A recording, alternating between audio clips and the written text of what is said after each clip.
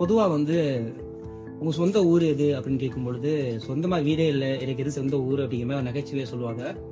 ஆனா திண்டுக்கல்ல சொந்தமா ஒரு ஊரே வச்சு மானாமுனா கோவில்னு சொல்லிட்டு திண்டுக்கல்லுடைய அடையாளங்கள்ல ஒன்னா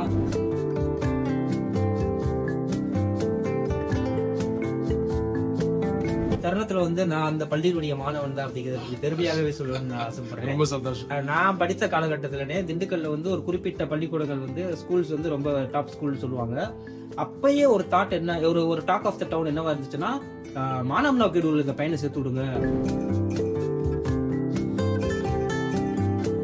மறைந்த முதல்வர் காமராஜர் அவர்கள், மறைந்த ராஜாஜி அவர்கள், நிறைய தலைவர்கள் வீட்டிலேயே அதிகமா தங்கியிருக்காங்க. அவங்களுக்காகவே ஒரு இடம் அமைக்கப்பட்டு இருக்கும்.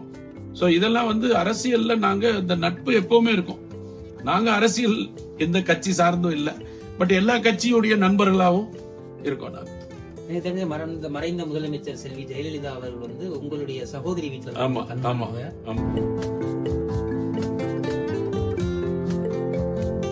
ஆனா நான் வந்து இப்ப செய்யக்கூடிய விஷயங்களை முன்னிறுத்தி இந்த சேவைகளை மக்களிடத்துல சொல்லி அவங்கள ஆர்வப்படுத்தி அவங்களும் இந்த சேவைகள்ல ஈடுபட்டு அவங்களும் நல்லா செய்யணும். இதுதான் இஸ்மாயில் சேட்டுடைய இன்றைய மனநிலை. ஃபாதருக்கு சிவாஜி கணேசன் அவர்கள் ரொம்ப நெருங்கிய நண்பர். நான்லாம் மாமா அப்படின்னு சொல்லி அவங்கள இன்னைக்கு அவங்க குடும்பத்தோட எங்களுக்கு நட்பு இருக்கு. Interest free banking is the only solution for the Vidarbha matter அப்படின்ற மாதிரி சொன்னார் அவரு. அப்ப இந்தியாவில் இருக்கக்கூடிய பொருளாதார பிரச்சனைகளுக்கு இந்த இன்ட்ரெஸ்ட் ஃப்ரீ பேங்கிங் வந்து ரியலி அது வந்து சொல்யூஷன், ரொம்ப சாத்தியமானது. திடீர்னு உங்களுக்கு வந்து ஒரு ஃபினான்ஷியல் மினிஸ்டர் ஆகக்கூடிய ஒரு வாய்ப்பு கிடைச்சது அப்படின்னா உடனே நீங்க வந்து பண்ணக்கூடிய ஒரு 3 விஷயங்கள் இல்ல 2 விஷயங்கள், இந்த மாதிரி நான் பண்ணுவேன், ஃபினான்ஷியல் மினிஸ்டர் நான் ஆயிட்டேன்னா இதை பண்ணுவேன், ஃபர்ஸ்ட் இம்ப்ளிமெண்ட் பண்ணுவேன். நான் வந்து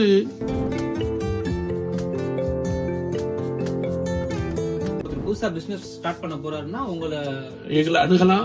நாங்க அவரை பிசினஸ் சூஸ் பண்றதுல இருந்து அந்த பிசினஸ் நீங்க சூஸ் பண்ணீங்கன்னா அடுத்த கட்டம் நீங்க இது வரைக்கும் தயார் பண்ணிருக்கீங்க அப்படிங்கிற கேள்வியில இருந்து இன்னும் 3 வருஷம் கழிச்சு இந்த சூழ்நிலை ஏற்பட்டா எப்படி நீங்க சமாளிப்பீங்க இப்படிங்கிற விஷயங்கள் எல்லாத்தையும் உள்ளடக்கி அவருக்கும் நன்மைகள் ஏற்படணும், மற்றவர்களுக்கும் நன்மைகள் ஏற்படுறத வச்சு நம்ம